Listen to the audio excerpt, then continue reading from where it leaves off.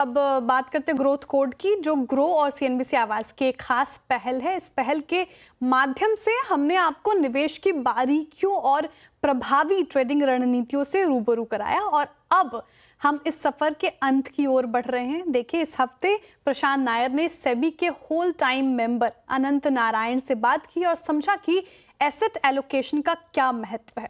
आप भी सुनिए।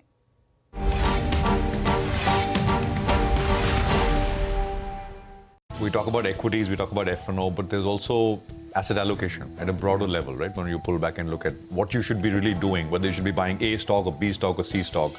Well, is that the right question to ask, or is an important question to ask? I mean, where are you invested? What asset classes? How important is that to your mind?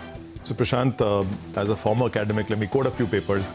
So 1986, there was this seminal paper by Brinson, Hood and Biebauer, which actually went on to show that a predominant portion of the variance in returns across portfolios is explained because of asset allocation.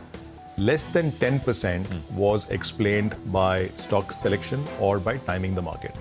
What that means in English is the following.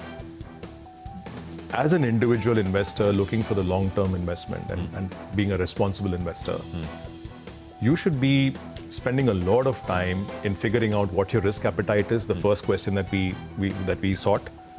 And then based on your risk appetite, you have to create a portfolio, a diversified portfolio, which mirrors that risk return across all asset classes. You know, you've got to have equity, you've got to have debt, you've got to have real estate, commodities, fixed income, all of that put together, right?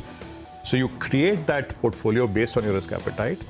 Once you decide your asset allocation, that pretty much will determine 90% of the variation of the returns going forward.